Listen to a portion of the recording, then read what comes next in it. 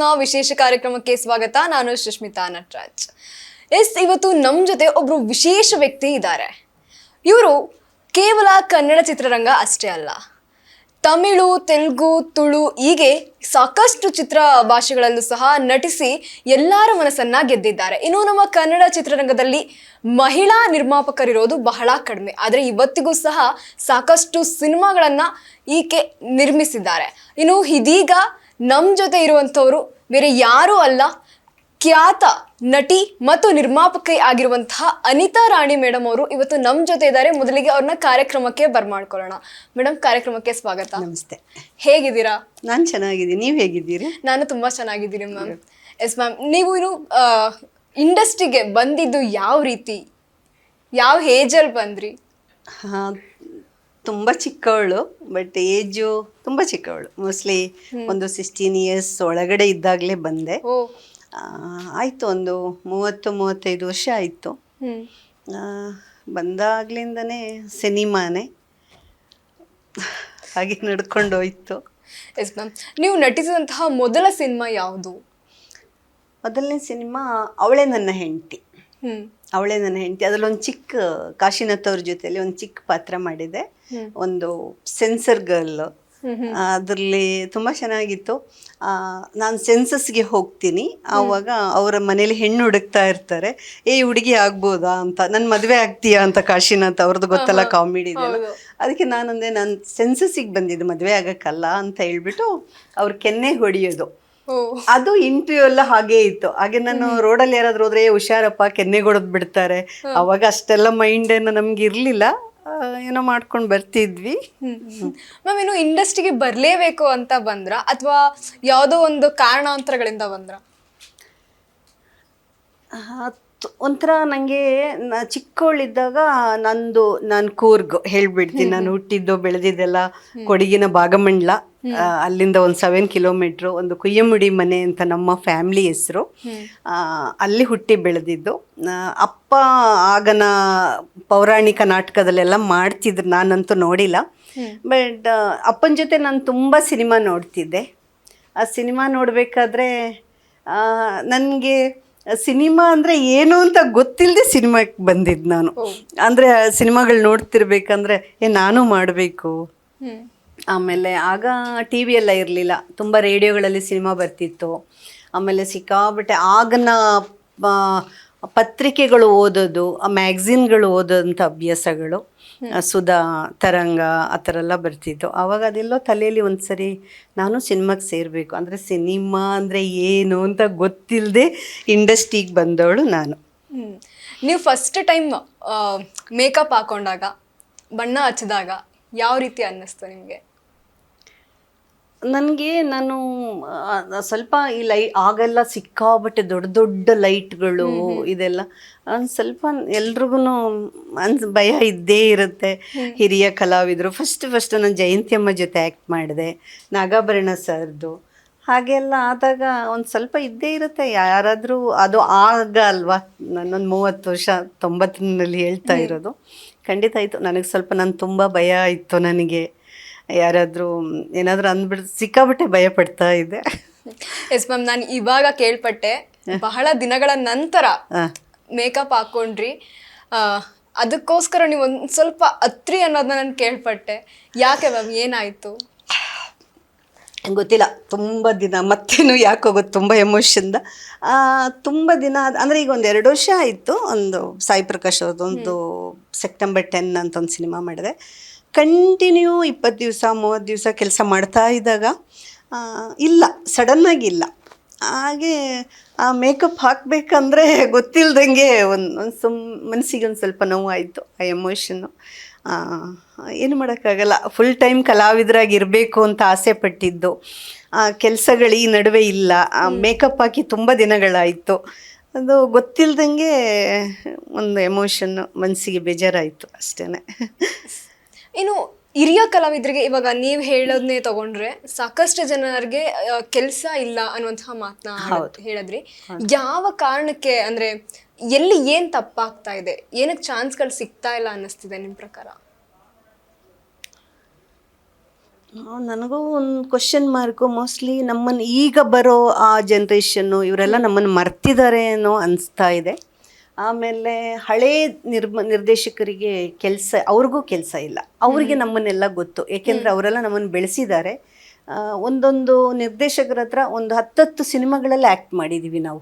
ಯಾವುದೇ ಮಾಡಿದ್ರು ಅನಿತಾ ರಾಣಿನ ಕರೀರಿ, ಅದೊಂದು ಕ್ಯಾರೆಕ್ಟರ್ ಇದೆ ಕರೀರಿ, ಆ ಥರ ಅವ್ರು ಕರೆದು ಕೆಲಸ ಕೊಡ್ತಾಯಿದ್ರು. ನಾವು ಯಾರನ್ನೂ ಹೋಗಿ ಸಿನಿಮಾ ಮಾಡ್ತಿದ್ದಾರೆ ಅಂತ ನಮಗೆ ಕೊಡಿ ಅಂತ ಕೇಳ್ತಿರ್ಲಿಲ್ಲ, ಕರೆದು ಕೆಲಸ ಕೊಡ್ತಾಯಿದ್ರು. ಈಗ ನಿರ್ದೇಶಕರಿಗೆ ಕೆಲಸ ಇಲ್ಲ, ಇನ್ನು ನಮ್ಮನ್ನು ಹೇಗೆ ಕರೀತಾರಲ್ಲ, ಹೊಸೊಬ್ಬರಿಗೆ ಗೊತ್ತೇ ಇಲ್ಲ, ಕೆಲವರಿಗೆ ಗೊತ್ತೇ ಇಲ್ಲ. ನನ್ನ ಅನಿತಾ ರಾಣಿ ಅಂದರೆ ಗೊತ್ತಿಲ್ಲ ಯಾರು ಅಂತ ಹೇಳ್ತಾರೆ. ಆಮೇಲೆ ಹೆಂಗೆ ಕೇಳ್ಕೊಂಡು ಹೋದಾಗ ಅಲ್ಲಿ ಅವರು ಹೇಗೆ ನಡ್ಕೊಳ್ತಾರೆ ಅನ್ನೋದು ಮುಖ್ಯ ಆಗತ್ತೆ. ನಮ್ಮನ್ನು ಅವಾಗೆಲ್ಲ ತುಂಬ ಚೆನ್ನಾಗಿ ನಡೆಸ್ಕೊಂಡಿದ್ದಾರೆ, ತುಂಬ ಗೌರವ ಇತ್ತು ಚಿತ್ರರಂಗದಲ್ಲಿ. ಈಗ ಇಲ್ಲ ಅಂತ ಹೇಳ್ತಿಲ್ಲ, ಬಟ್ ಇದು ಬರಲ್ಲ ಅಂತ. ಗೊತ್ತು, ಗೌರವ. Yes ma'am. ಇನ್ನು ನಿಮ್ಮ ಪ್ರಕಾರ ಬದುಕು ಅಂದರೆ ಏನು? ಬದುಕು ನಾವು ಹೇಗೆ ತಗೊಳ್ತೀವಿ ಹಾಗೆ ಬದುಕು. ಬದುಕು ಅಯ್ಯೋ ಬದುಕಬೇಕಲ್ಲ ಅಂತ ತುಂಬ ಕಷ್ಟ ಅಂತ ಅನಿಸಿದ್ರೆ ಕಷ್ಟ, ಇಲ್ಲ ಹೇಗಿದೆ ಹಾಗೆ ಹೋಗಲಿ ಅನ್ನೋಂಗಿದ್ರೆ ತುಂಬ ಸರಳವಾಗಿ ಹೋಗ್ತಿರುತ್ತೆ ಅಷ್ಟೇ. ತುಂಬ ಬದುಕಿನ ಹಿಂದೆ ಬೀಳಬಾರ್ದು, ಮುಂದೆ ಏನು ನಡ್ಕೊಂಡು ಹೋಗುತ್ತೆ ಅದ್ರ ಜೊತೆಗೆ ಸಾಕ್ತಾ ಇರಬೇಕು, ಆಗ ಬದುಕು ತುಂಬ ಚೆನ್ನಾಗಿರುತ್ತೆ.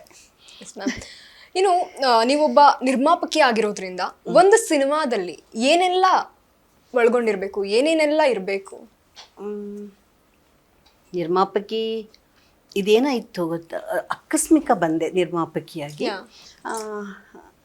ಗೊತ್ತಿಲ್ಲ ನನಗೆ, ತುಂಬ ಜನ ನೀವೊಂದು ಸಿನಿಮಾ ಅಂದರೆ ಪ್ರೊಡ್ಯೂಸ್ ಮಾಡಿ ಅಂತ. ನನ್ನ ಹತ್ರ ಆಯಿತು ಒಂದು 250 ಸಿನಿಮಾಗಳು, 250 ಸಿನಿಮಾಗಳಾಯಿತು. ಆಗ ನನಗೆ ನಿರ್ಮಾಪಕರದ್ದು ಕಷ್ಟ ಏನು ಅಂತ ಗೊತ್ತಿರಲಿಲ್ಲ. ಹಾಗಾಗಿ ಗೊತ್ತಿಲ್ಲ, ಸಡನ್ನಾಗಿ ಯಾರೋ ಡೈರೆಕ್ಟ್ರು ಬಂದರು, ಸಿನಿಮಾ ಮಾಡಿದೆ. ಆಮೇಲೆ ಈಗ ಗೊತ್ತಾಯಿತು ನಿರ್ಮಾಪಕರ ಕಷ್ಟ ಏನು, ನಿರ್ಮಾಪಕರು ಎಷ್ಟು ಕಷ್ಟಪಡ್ತಿದ್ದಾರೆ. ಆಮೇಲೆ ಹಾಕಿದ ದುಡ್ಡು ವಾಪಸ್ ಬಂದಿಲ್ಲ ಅಂದರೆ ಅವ್ರಿಗೆಷ್ಟು ಕಷ್ಟ ಆಗತ್ತೆ. ಎಕ್ಸಾಂಪಲ್ ನನಗೆ ನಿಜವಾಗ್ಲೂ ನಿರ್ಮಾಪಕಿ ಆಗಬೇಕು ಅಂತ ಆಸೆ ಇರಲಿಲ್ಲ. ನಿರ್ಮಾಪಕರ ಕಷ್ಟ ಏನು ಅಂತ ನಂಗೆ ಗೊತ್ತಿರಲಿಲ್ಲ. ನಾನು ಅಷ್ಟು ಸಿನಿಮಾಗಳು ಆ್ಯಕ್ಟ್ ಮಾಡ್ಕೊಂಡು ಬರಬೇಕಂದ್ರೆ ಯಾವ ನಿರ್ಮಾಪಕರು ನಮಗೆ ಡೈರೆಕ್ಟ್ ಕನೆಕ್ಟ್ ಇರಲಿಲ್ಲ, ಎಲ್ಲೋ ಇರೋರು. ಬರೀ ಡೈರೆಕ್ಟ್ರು ಇಲ್ಲ ಪ್ರೊಡಕ್ಷನ್ ಮ್ಯಾನೇಜರ್ ಅವರುಗಳು ನಮ್ಮ ಹತ್ರ ಇದ್ದಿದ್ದು, ಅವರೇ ಮಾತಾಡೋರು, ಇಲ್ಲ ಡೈರೆಕ್ಟ್ರು ಅಸೋಸಿಯೇಟ್ ಡೈರೆಕ್ಟ್ರುಗಳು ಮಾತಾಡ್ತಿದ್ರು. ಆಮೇಲೆ ಪೇಮೆಂಟ್ ಏನು ಮಾತಾಡಿದ್ದು ಅದನ್ನು ಕೊಡ್ತಿದ್ರು. ಯಾರು ಕೊಡ್ತಿದ್ರು ಅನ್ನೋದು ನನಗೆ ಅಂದರೆ ಅಷ್ಟು ಇನ್ವಾಲ್ವ್ ಆಗ್ತಿರ್ಲಿಲ್ಲ. ನನ್ನ ಶೂಟಿಂಗ್, ನನ್ನ ಕ್ಯಾರೆಕ್ಟರ್ ಏನಿದೆ ಅಷ್ಟು ಮಾಡ್ಕೊಂಡು ನಾನು ಬಂದುಬಿಡ್ತಿದ್ದೆ. ದುಡ್ಡು ಕೊಟ್ಟರೆ ತಗೊಳ್ತಿದ್ದೆ, ಕೊಟ್ಟಿಲ್ಲ ಅಂದರೆ ನಾಳೆ ಕೊಡ್ತೀನಿ ಅಂದರೆ ಹೋಗ್ಬಿಡ್ತಿದ್ವಿ. ಆ ಥರ ಇತ್ತು. ಹಂಗಿದಾಗ ಸಡನ್ನಾಗಿ ನಿರ್ಮಾಪಕಿ ಆಗಿದ್ದು ಆಯಿತು, ಒಂಥರ ಚೆನ್ನಾಗಿತ್ತು. ಕೆಲಸ ಕಲಿತೆ. ಮತ್ತು ಆ ಸಿನಿಮಾದಲ್ಲಿ ಮಾನಸ ಅಂತ ನಾನು ಮಾಡಿದ್ದು ಸಿನಿಮಾ, ಅದರಲ್ಲಿ ಮಾನಸ ಪಾತ್ರ ನಾನೇ ಮಾಡಿದೆ. ಆಮೇಲೆ ಶಿವಧ್ವಜ್ ಮಾಡಿದ್ರು, ಶಿವರಾಮಣ್ಣ ಮಾಡಿದ್ರು, ಶ್ರೀನಿವಾಸ ಮೂರ್ತಿ ಮಾಡಿದ್ರು, ಮತ್ತು ರಮೇಶ್ ಭಟ್ ಅವರು ಮಾಡಿದರು. ಎಲ್ಲ ಒಳ್ಳೆ ಹಳೆ ಕಲಾವಿದರು. ಒಂದು ಒಳ್ಳೆ ಲೊಕೇಶನ್ನು, ತೀರ್ಥಹಳ್ಳಿ ಲೊಕೇಶನ್ನು. ಆಮೇಲೆ ಆ ಸಿನಿಮಾಕ್ಕೆ ಒಂದು ನಮ್ಮ ಕರ್ನಾಟಕದಿಂದ ಒಂದು ಅವಾರ್ಡ್ ಬಂತು, 3rd ಬೆಸ್ಟ್ ಮೂವಿ ಅಂತ.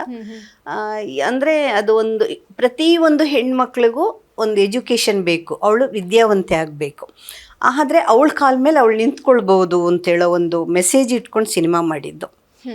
ಆ ಕ್ಯಾರೆಕ್ಟ್ರು, ನಾನು 7th ಓದಿರ್ತೀನಿ, ಆಮೇಲೆ ಮದುವೆ ಆಗುತ್ತೆ, ಮಕ್ಕಳಾಗತ್ತೆ, ಅತ್ತೆ ಮಾವ ಮೈದ ಎಲ್ಲರೂ ಇರ್ತಾಳೆ. ಅವಳು ಇಡೀ ಎಲ್ಲವನ್ನು ಬಿಟ್ಟು ಮನೆ ಆಯಿತು, ನನ್ನ ಸಂಸಾರ ಆಯಿತು ಅಂತಿರೋ ಸಡನ್ನಾಗಿ ಗಂಡ ತೀರೋದಾಗ ಅವಳಿಗೆ ಆ ಕುಟುಂಬದ ಜವಾಬ್ದಾರಿ ಬರುತ್ತೆ. ಏನು ಮಾಡೋದು? ಬರೀ 7th ಓದಿದಾಗ ಮತ್ತೆ SLC ಕಟ್ಟಿ ಪಾಸಾಗಿ ಸರಕಾರದಲ್ಲಿ ಅಂದರೆ ಗಂಡ ತೀರೋದ್ಮೇಲೆ ಅನುದಾನದ ಆಧಾರದ ಮೇಲೆ ಕೆಲಸ ಕೊಡ್ತಾರಲ್ಲ, ಆ ಕೆಲಸನ ಅವಳು ತಗೊಳ್ತಾಳೆ. ಕೊನೆಗೆ ಏನೋ ಸಂಸಾರ ಚೆನ್ನಾಗಿ ನಡೀತಾ ಹೋಗುತ್ತೆ. ಅದಕ್ಕೆ ಇನ್ನು ನೀವು ನಿರ್ಮಾಪಕಿಯಾಗಿ ಒಂದಷ್ಟು ಸಿನಿಮಾಗಳಿಗೆ ಪ್ರೊಡ್ಯೂಸ್ ಮಾಡಿರ್ತೀರಾ. ಪ್ರೊಡ್ಯೂಸ್ ಮಾಡಿದಾಗ ಲೈಕ್ ಹಾಕಿರೋಂಥ ದುಡ್ಡು ಬರದೆ ಯಾವ ಸಿನಿಮಾದಲ್ಲಿ ಕೈ ಸುಟ್ಕೊಂಡಿದ್ದೀರಾ? ನಾನು ಮಾಡಿದ್ದು ಒಂದೇ ಪ್ರೊಡ್ಯೂಸ್ ಮಾಡಿದ್ದು. ನಾನು ಆ್ಯಕ್ಟ್ ಮಾಡಿದ್ದು ಒಂದು 300 ಮೂವೀಸ್ ಆಗಿದೆ, ಒಂದಿನ, ಅರ್ಧ ದಿನ, 40 ದಿವಸ ಹಂಗೆ. ಬಟ್ ಇದನ್ನು ಹೇಳಿಬಿಡ್ತೀನಿ, ನಾನು ಮಾಡಿದ್ದು ಒಂದೇ ಸಿನಿಮಾ ಪ್ರೊಡ್ಯೂಸ್ ಮಾಡಿದ್ದು. ಆ ಸಿನಿಮಾದಲ್ಲಿ ನನಗೆ ದುಡ್ಡು ಬಂದಿಲ್ಲ. ನನ್ನ ಥಿಯೇಟ್ರಿಗೇನು ಬಾಡಿಗೆ ಕೊಟ್ಟು ನಾನು ರಿಲೀಸ್ ಮಾಡಿದೆ. ಆ ಪೋಸ್ಟರ್ ಹಾಕಿರೋದು, ಆ ರಿಲೀಸ್ ಮಾಡೋ ಖರ್ಚು ಮಾಡಿದ್ದು ಯಾವುದೂ ನನಗೆ ಬಂದಿಲ್ಲ. ಒಂದು ಸಬ್ಸಿಡಿ ಬಂತು 10 ಲಕ್ಷ. ಆಮೇಲೆ ಒಂದು ಅವಾರ್ಡ್ ಬಂತು. ಆ ಸಿನಿಮಾ ಮಾಡಿದ ಅವಾರ್ಡ್ ಒಂದು ಬಂತು, ಸಬ್ಸಿಡಿ ಬಂತು 10 ಲ್ಯಾಕ್ಸು. ಅದು ಬಿಟ್ಟರೆ ನನಗೆ ಇನ್ನೇನು 10 ರೂಪಾಯಿ ಬಂದಿಲ್ಲ. ಎಷ್ಟು ಖರ್ಚಾಯಿತು ಮ್ಯಾಮ್? ಅಂದರೆ ಬಜೆಟ್ ಎಷ್ಟಾಯಿತು? ಬಜೆಟ್ಟು ಆಯಿತು, ಒಂದು 50 ಆಗಿತ್ತು. ಸ್ಮಾಲ್ ಅಂದರೆ ನಮಗೆ ದೊಡ್ಡದೇ. ಈಗ ಕೋಟಿಗಟ್ಟಲೆ ಹಾಕಿ ಮಾಡೋರಿಗೆ ಅವರಿಗೆ ಸ್ಮಾಲು. ಅಂದರೆ ಒಂದು ದೊಡ್ಡದಾಗಲಿ ಚಿಕ್ಕದಾಗಲಿ ಸಿನಿಮಾನೇ. ಏನಂತೀರ? ಕಳ್ಕೊಳ್ಳೋದೆ. 10 ರೂಪಾಯಿ ಹೋದರೂ ಕಳ್ಕೊಳ್ತೀವಿ. ಕೋಟಿಗಟ್ಟಲೆ ಹಾಕಿ ಹೋದ್ರು ಅದು ದುಡ್ಡೇ, ಲಕ್ಷಗಟ್ಟಲೆ ಹಾಕಿದ್ರು ದುಡ್ಡೇ. ಬಟ್ ಪ್ರೊಡ್ಯೂಸರಿಗೆ ಕಷ್ಟ ಇದೆ, ಈಗಿನ ಪರಿಸ್ಥಿತಿ ಅಂತೂ ತುಂಬಾನೇ ಕಷ್ಟ ಇದೆ. ಖಂಡಿತ. ಈಗ ಒಂಥರ ಕನ್ನಡ ಚಿತ್ರರಂಗ ಅನ್ನೋದು ಹೇಗಿದೆ, ಯಾವಾಗ ಯಾವ ತರ ಯೂಟರ್ನ್ ತಗೊಳುತ್ತೆ ಅನ್ನೋದೇ ಗೊತ್ತಾಗಲ್ಲ. ಏನೋ ಒಂದು ಇಮೇಜ್ ಮಾಡ್ಕೊಂಡು ಮಾಡಿರ್ತೀವಿ, ಅದು ಯಾವುದೋ ಒಂದು ದಿಕ್ಕಲ್ಲಿ ಹೋಗಿ ಬೇರೆ ಕಡೆನೇ ಯೂಟರ್ನ್ ತಗೊಂಡು ಬಂದ್ಬಿಡತ್ತೆ. ಆ ಥರ ಎಲ್ಲ ಆಗ್ತಾ ಇರುತ್ತೆ. ಇನ್ನು ಕನ್ನಡ ಚಿತ್ರರಂಗದಲ್ಲಿ ತುಳಿಯೋರು ಜಾಸ್ತಿ ಜನ ಅಂತ ಒಂದು ಮಾತಿದೆ, ಇದು ನಿಜಾನಾ? ಎಲ್ಲ ಕಡೆ ಇದ್ದಾರೆ, ಎಲ್ಲ ಕಡೆನೂ ಇದ್ದಾರೆ. ಸ್ವಲ್ಪ ನಾವೊಂದು ಮೆಟ್ಲು ಹತ್ತಿದೀವಿ ಅಂದಕ್ಷಣ ಅಲ್ಲಿಂದ ಕೆಳಗಡೆ ತಳ್ಳೋರು ತುಂಬಾ ಜನ ಇದ್ದಾರೆ. ಬಟ್ ಆ ತಳ್ಳದ್ರೂ ನಾವು ಹತ್ತಲೇಬೇಕಾಗತ್ತೆ ಅಲ್ವಾ? ಎಲ್ಲಾದ್ರೂ ಹತ್ತಲೇಬೇಕಾಗತ್ತೆ, ಏನು ಮಾಡೋಕ್ಕಾಗಲ್ಲ. ಈಗ ಒಬ್ರೇನಾಗತ್ತೆ, ನಾವು ಒಬ್ಬರನ್ನ ತಳ್ಳಿದ್ರೆ ಇನ್ನೊಬ್ರು ಅವ್ರನ್ನ ತಳ್ತಾರೆ. ಅದೊಂದು ತಲೆಯಲ್ಲಿ ಇಟ್ಕೊಂಡು ಮುಂದೆ ಹೋದ್ರೆ ನಾನು ಆ ಥರ ಒಂದು ಮನಸ್ಥಿತಿ ಇಟ್ಕೊಂಡು ಹೋಗ್ತಾ ಇದ್ದೀನಿ, ನಡೀತಾ ಇದೆ. ಮ್ಯಾಮ್, ಇನ್ನೊಂದು ಎಷ್ಟೋ ಜನ ಆರ್ಟಿಸ್ಟ್ ಬಾಯಲ್ಲಿ ಕೇಳಿರೋದು, ಫಿಲ್ಮ್ ಇಂಡಸ್ಟ್ರಿ ನಾಟ್ ಒನ್ಲಿ ಒಂದು ಭಾಷೆ ಅಂತ, ಫಿಲ್ಮ್ ಇಂಡಸ್ಟ್ರಿಲಿ ಹೆಣ್ಮಕ್ಳಿಗೆ ಸೇಫ್ ಇಲ್ಲ ಅಂತ ಹೇಳ್ತಾರೆ. ನಿಮ್ಮ ಪ್ರಕಾರ ಹೇಗೆ? ಇಂಡಸ್ಟ್ರಿ ಸೇಫಾ? ನಾವು ಹೇಗಿರ್ತೀವಿ ಹಾಗೆ. ನಮಗೆ ಆ ಜಾಗ ಇಷ್ಟ ಇಲ್ಲ, ಆ ಜಾಗದಲ್ಲಿ ನಾವು ಬೇಡ, ನಮಗೂ ಬೇರೆ ಬದುಕಿದೆ ಅನ್ನೋಂಗಿದ್ರೆ ನಾವು ಹೊರಗಡೆ ಬರ್ಬೋದು. ಓಕೆ, ಎಲ್ಲವೂ ರೆಡಿ ಇದ್ದೀನಿ ನಾನು ಅಂತ ಹೇಳೋಂಗಿದ್ರೆ ಅಲ್ಲಿರ್ಬೋದು. ನಾನು ಯಾಕೆ ಹೇಳ್ತಿದ್ದೀನಿ ಅಂದ್ರೆ, ಯಾರೋ ಒಂದು ಹೆಣ್ಣು ಮಗು ಸಿನಿಮಾದಲ್ಲಿ ಆಕ್ಟ್ ಮಾಡ್ತಿದೆ ಅಂದ್ರೆ ಸಮಾಜ ನೋಡೋ ದೃಷ್ಟಿನೇ ಬೇರೆ ಬೇರೆ ರೀತಿ, ನಾನಾ ರೀತಿಯಲ್ಲಿ ನೋಡ್ತಾರೆ. ಆದ್ರಿಂದ ಎಲ್ಲೋ ಒಂದು ಕಡೆ ಸಿನಿಮಾ ಇಂಡಸ್ಟ್ರಿ ಸೇಫ್ ಅಲ್ಲ ಅನ್ನುವಂತಹ ಮಾತುಗಳು ಬರುತ್ತೆ. ಹೆಣ್ಮಕ್ಳಿಗೆ ಎಲ್ಲೂ ಸೇಫ್ಟಿ ಇಲ್ಲ. ಅವ್ರವ್ರು ಹೇಗಿರ್ತೀವಿ, ಧೈರ್ಯವಾಗಿದ್ದರೆ ಸೇಫ್ಟಿ ಇರುತ್ತೆ. ಧೈರ್ಯ ಇಲ್ಲ ಅಂದರೆ ನಾನು ಅದಕ್ಕೆ ಹೇಳ್ತೀನಿ, ಎಲ್ಲ ಮಕ್ಕಳು ಧೈರ್ಯವಾಗಿರಿ ಅಂತ. ಏಕೆಂದರೆ ಈಗ ಎಲ್ಲರೂ ಎಜುಕೇಟೆಡ್. ಒಂದು ಕಡೆ ನಮಗೆ ಅಲ್ಲಿ ಸರಿ ಹೋಗಲಿಲ್ಲ, ಅಲ್ಲಿ ಸರಿ ಇಲ್ಲ, ಬಿಡಿ ಅಲ್ಲಿಂದ ಆ ಜಾಗನ ಬೇರೆ ಕಡೆ ಹೋಗಿ ನಿಮಗೆಲ್ಲಿ ಸೇಫ್ಟಿಯಾಗಿ ಹೇಗೆ ಬದುಕಬೇಕು ಹಾಗೆ ಬದುಕಿ. ಯಾಕೆ ಅಷ್ಟೊಂದು ಇದು ಮಾಡ್ತೀರಾ? ಪ್ರಪಂಚ ದೊಡ್ಡದಾಗಿದೆ ಅಲ್ವಾ? ಮತ್ತು ಈಗೇನಾಗಿದೆ, ಮುಂಚೆ ನಾವೆಲ್ಲ ಕೆಲಸ ಮಾಡಬೇಕಂದ್ರೆ ನಾವೆಲ್ಲ ಕ್ಯಾರೆಕ್ಟರ್ಗಳು ಮಾಡ್ಕೊಂಡು ಬಂದವರು, ನಮಗೆ ಆ ಥರ ಅನುಭವಗಳಾಗಿಲ್ಲ. ಮತ್ತು ಎಷ್ಟೋ ಜಾಗದಲ್ಲಿ ನಾನು ಹೊರಗಡೆ ಬಂದಿದ್ದೀನಿ, ಆ ಶೂಟಿಂಗ್ ಜಾಗದಿಂದನೂ ಬಸ್ ಹತ್ತಿ ಬಂದಿದ್ದೀನಿ. ನಂದು ಹಾಗೆ ಸ್ವಲ್ಪ ಅಲ್ಲಿ ಸರಿ ಇಲ್ಲ ಅಂದಕ್ಷಣ ಎಲ್ಲೇ ಆದರೂ ಹೊರಗಡೆ ನಾಳೆ ನೋಡ್ಕೊಳ್ಳೋಣ ಅಂದರೆ ಬದುಕು ಇತ್ತು. ಊರು ಬಿಟ್ಟು ಬಂದ್ವಿ, ಬದುಕಬೇಕಾಗಿತ್ತು. ಆದರೂ ಕೆಲವು ಕಡೆ ಎಲ್ಲ ಕಾಂಪ್ರಮೈಸು, ಕೆಲವು ಮಾತುಗಳು ಅದನ್ನೆಲ್ಲ ತಡ್ಕೊಂಡಿಲ್ಲ. ಏನು ಗೌರವ ಆದ್ರೂ ಕರೆದು ಕೆಲಸ ಕೊಟ್ಟಿದ್ದಾರೆ, ಗೌರವವಾಗಿ ನಡ್ಕೊಂಡಿದ್ದಾರೆ. ಈಗ ನನ್ನ ಚೇಂಬರ್ಲಿ ನಿರ್ಮಾಪಕಿಯಾಗಿ ನಾನು ಈಗ ಚೇಂಬರ್ಗೆ ಹೋದೆ, 2 ಸಲ ಸೆಟ್ಟರಲ್ಲಿ ಗೆದ್ದೆ, 2 ಸಲ ECಲಿ ಗೆದ್ದೆ, ಹತ್ರ 10-12 ವರ್ಷ ಅಲ್ಲಿ ಕೆಲಸ ಮಾಡಿದೆ. 45 ಜನ 50 ಜನ ಬರೀ ಗಂಡಸ ಪ್ರೊಡ್ಯೂಸರ್ಸ್ ಇರೋ ಜಾಗದಲ್ಲಿ ಕೆಲಸ ಹಂಗಂತೆ ಹಿಂಗಂತೆ, ಹೆಂಗೂ ಇಲ್ಲ, ನಾನು ಹೆಂಗಿದ್ದೀನಿ ಹಂಗಿದೆ ಅಲ್ವಾ? ನಾವು ಹೇಗಿದ್ದೀವಿ ಹಾಗಿದೆ. ನಮಗೆ ಅಲ್ಲಿ ಈಗ ಬೇಡ, ಕೆಲವು ಜಾಗದಲ್ಲಿ ನಮ್ಗೆ ಇಷ್ಟ ಇಲ್ಲ, ನಾವು ಹೆಂಗಿರ್ಬೇಕಾಗಿ. ಈಗ ನಾನು ಅಲ್ಲಿಂದ ಆಚೆ ಬಂದಿದ್ದೀನಿ, ನನಗೆ ಸಾಕು. ಇಷ್ಟು ವರ್ಷ ಚಿತ್ರರಂಗದಲ್ಲಿ ಇದ್ದೀವಿ, ನಾವು ಅನ್ನ ತಿಂದಿದ್ದೀವಿ, ನಮ್ಮ ಕೈಲಾದ ಕೆಲಸ ಮಾಡಿಕೊಟ್ಟಿದ್ದೀವಿ. ಅಂದರೆ ಅಲ್ಲಿ ಏನು ಕೆಲಸ, ಅಲ್ಲಿಂದ ಏನೂ 10 ರೂಪಾಯಿ ನಮಗೇನು ಸಂಪಾದನೆ ಇಲ್ಲ. ಅಲ್ಲಿ ಕೆಲಸ ಮಾಡೋರು ಯಾರಿಗೂ ಸಂಬಳ ಇಲ್ಲ ಅಲ್ಲಿ ಎಲ್ಲ ಫ್ರೀಯಾಗಿ ಅವರು ನಾವು ಹೋಗಿ ಕೆಲಸ ಮಾಡಬೇಕಾಗತ್ತೆ. ಆದ್ರೂ ಕೆಲಸ ಮಾಡಿದ್ದೀವಿ, ಅಲ್ಲಿಂದ ಏನಿಲ್ಲ. ಇವತ್ತು ನಾನು ಅಲ್ಲಿಂದ ಆಚೆ ಬಂದೆ, ನಾಡಿದ್ದೀನಿ ಎಲೆಕ್ಷನ್ ಇದೆ. ಹೌದು ಮ್ಯಾಮ್, ಈಗಾಗಲೇ ನೀವು ಫಿಲ್ಮ್ ಚೇಂಬರ್ ಬಗ್ಗೆ ಮಾತಾಡಿದ್ರಿ. ಇತ್ತೀಚೆಗೆ ಸಾಕಷ್ಟು ವಾದ ವಿವಾದಗಳೆಲ್ಲ ನಡೀತಾ ಇದೆ, ಇದ್ರ ಬಗ್ಗೆ ಮಾತಾಡೋದಾದ್ರೆ? ಖಂಡಿತ. ಅಲ್ಲಿ ನಿಜ ಹೇಳಬೇಕಂದ್ರೆ ಮುಂಚೆ ನಾನು ಈಗ ಒಂದು 10 ಹೇಳದ್ನಲ್ಲ, 2012 ನಾನು ಬಂದೆ. 10, 11 ಸಿನಿಮಾ ಮಾಡಿದೆ. 12ಗೆ ನಾನು ಬಂದೆ. ಎಲ್ಲ ನಮ್ಮ KCN ಚಂದ್ರು ಸರ್ ಆಗಿರ್ಬೋದು, ಗುಪ್ತಾ ಸರ್ ಆಗಿರ್ಬೋದು, ವಿಜಯ್ ಕುಮಾರ್ ದೊಡ್ಡ ಪ್ರೊಡ್ಯೂಸರು, ವಿಷ್ಣು ಸರ್ ಸಿನಿಮಾ ಎಲ್ಲ ಹಾಕ್ಕೊಂಡು ಮಾಡೋದಂತ ಅಂಥ ಹಿರಿಯರೆಲ್ಲ ಇದ್ದರು. ತುಂಬ ಚೆನ್ನಾಗಿ ನಡೆಸ್ಕೊಳ್ಳೋರು, ನಮ್ಮನ್ನೆಲ್ಲ ತುಂಬ ಗೌರವದಿಂದ ನಡೆಸ್ಕೊಳ್ಳೋರು. ಆಮೇಲೆ ತುಂಬ ಜನ ಹೆಣ್ಮಕ್ಳು ಇದ್ದರು ಅಲ್ಲಿ, ನಿರ್ಮಾಪಕಿಯರು. ಇದೇ ಈಗ ಬರ್ತಾ ಬರ್ತಾ ಈ ವಾತಾವರಣ ಈ ಥರ ಆದಮೇಲೆ ಕೆಲವು ನಿರ್ಮಾಪಕಿ ಅಂದರೆ ಹೆಣ್ಮಕ್ಳು ಬರೋದೇ ಅಯ್ಯೋ ಬೇಡಪ್ಪ. ನಾನು ಸ್ವಲ್ಪ ಫೇಸ್ ಟು ಫೇಸ್ ಮಾತಾಡ್ಬಿಡ್ತೀನಿ. ಅಂಥವಳೇ ನಾನು ಆಚೆ ಬಂದಿದ್ದೀನಿ ಅಂದರೆ ಎಲ್ಲ ಹೆಣ್ಮಕ್ಳು ನಮ್ಮ ಥರ ಇರಲ್ಲ. ಹೌದು, ಮುಖದ ಮೇಲೆ ಹೇಳೋದು ತುಂಬಾ ಕಮ್ಮಿ ಇರುತ್ತೆ, ಏನು ಅಂದ್ಕೊಳ್ತಾರೋ ಅಂತ. ಬಟ್ ನನ್ನಂಗೆ ಅಲ್ಲಿ ಏನಾದರೂ ಸರಿ ಇಲ್ಲ ಅಂದಾಗ ತಪ್ಪು ಅಂತ ನಾನು ಹೇಳ್ತಾ ಅಷ್ಟೊಂದು ಅಂದರೆ ಅಲ್ಲಿ ಹಾಗೆ ನಡ್ಕೊಳ್ಬೇಕು ಅಂತ ಇತ್ತು.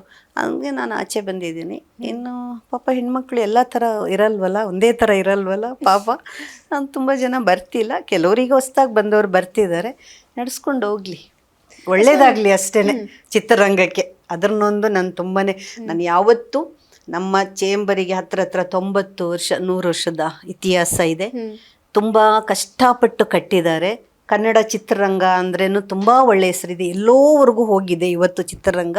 ಅದನ್ನು ಉಳಿಸ್ಕೊಂಡು ಹೋಗಬೇಕು ಅಂತ ನಾನು ಎಲ್ಲರ ಹತ್ರ ಕೇಳ್ಕೊಳ್ತೀನಿ ಅಷ್ಟೇ. Yes ma'am. ಇನ್ನು ಫಿಲ್ಮ್ ಚೇಂಬರ್ ಅಂತ ಬಂದರೆ ಇವಾಗ ಭಾಮಾ ಹರೀಶ್ ಅವ್ರ ಬಗ್ಗೆ ಆಗಿರ್ಬೋದು, ಜಯಮಾಲಾ ಮೇಡಮ್ ಅವ್ರ ಬಗ್ಗೆ ಸಾಕಷ್ಟು ಒಂದು ಸ್ವಲ್ಪ ಇತ್ತೀಚೆಗೆ ಸಾಕಷ್ಟು ಸುದ್ದಿಗಳು ಬರ್ತಾ ಇದೆ, ಇದ್ರ ಬಗ್ಗೆ ಮಾತಾಡ್ಬೋದಾ? ಅದ್ರ ಮೇಲೆ ಅದು ಬೇಡ ಅನಿಸುತ್ತೆ, ಅದು ಬೇಡ ಅನಿಸುತ್ತೆ. ಏನಾಗತ್ತೆ, ಇವತ್ತು ಎಲೆಕ್ಷನ್ನು, ನಾಳೆ ಎಲ್ಲರೂ ಒಂದಾಗ್ತೀವಿ. ಸೋಲು ಗೆಲುವು ಇದ್ದೇ ಇರುತ್ತೆ. ಮತ್ತು ನಾವೆಲ್ಲ ಚಿತ್ರರಂಗದವರಂದರೆ ಒಂದು ಕುಟುಂಬದ ಹಾಗೆ ಅಂತ. ಮತ್ತು ಎಲ್ಲರೂ ಒಂದಾಗ್ತೀವಿ. ಯಾಕೆ ಸುಮ್ಮನೆ ಅವ್ರ ಬಗ್ಗೆ ಅವರು ಗೊತ್ತು. ಭಾಮಾ ಹರೀಶ್ ಅವರು ಅಧ್ಯಕ್ಷರಾಗಿದ್ದಾಗಲೂ ನಾನು ಇಸಿಲಿದ್ದೆ.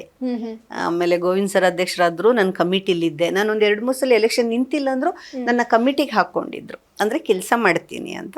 ಬಟ್ ಎಲ್ಲರೂ ನಮ್ಮವರೇ ಅಲ್ವಾ. ಇದೊಂದೆರಡು ದಿನ ಕಳೆದ್ಮೇಲೆ ಎಲ್ಲರೂ ಒಂದಾಗ್ತಾರೆ.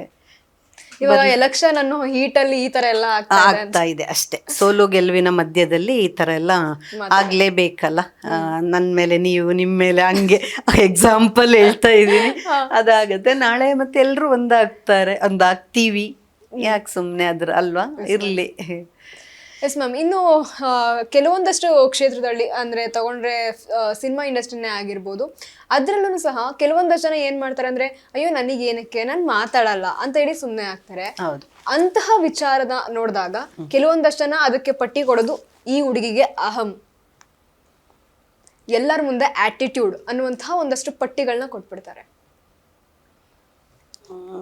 ಏನು ಮಾಡೋಕ್ಕಾಗುತ್ತೆ, ಕೆಲವ್ರದ್ದು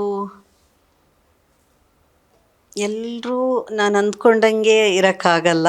ಅಂಥವ್ರಿಗೆ ಆ ಥರ ಪಟ್ಟಿಗಳು ಕೊಡ್ತಾರೆ, ಏನು ಮಾಡೋಕ್ಕಾಗಲ್ಲ. ಈಗ ಹೇಳಿದ್ನಲ್ಲ ನಾನು, ಆ ಥರದಲ್ಲಿ ಇದ್ದಾಗ ಪಟ್ಟಿಗಳು ಕಟ್ಟೋದು ಸಹಜ ಅಲ್ವಾ ಹೆಣ್ಮಕ್ಳಿಗೆ.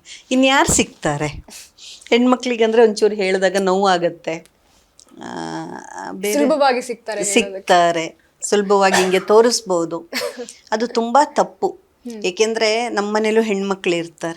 ಇನ್ನೊಂದು ಹೆಣ್ಮಕ್ಳನ್ನ ಬೆರಳ್ಮಳಿ ತೋರಿಸೋದು ತುಂಬ ತಪ್ಪು. ನಾನು ಅದಕ್ಕೆ ತುಂಬ ನಾನು ರೋಡಲ್ಲಾದ್ರೂ ಡ್ರೈವ್ ಮಾಡ್ಕೊಂಡು ಹೋಗೋತ್ತಿಗೆ ಏನಾದರೂ ಅಲ್ಲಿ ತಪ್ಪಾಗಿ ಹೆಣ್ಮಕ್ಳು ನಿಂತ್ಕೊಂಡು ಏನಾದರೂ ಆಗ್ತಿದ್ರೆ ನಿಲ್ಲಿಸ್ಬಿಟ್ಟು ಏನು ಅಂತ ಕೇಳ್ತೀನಿ ನಾನು ಆ ಥರ ಕೇಳ್ತೀನಿ. ಎಲ್ಲೇ ಯಾರೇ ಜಗಳಾಡ್ತಾ ಇದ್ರು, ಒಂದು ಹೆಣ್ಣಲ್ಲಿದ್ದರೆ ಏನಾದರೂ ಆಗ್ತಿದ್ರೆ ನಾನು ನಿಂತು ಕೇಳ್ಬಿಟ್ಟು ಹೋಗ್ತೀನಿ.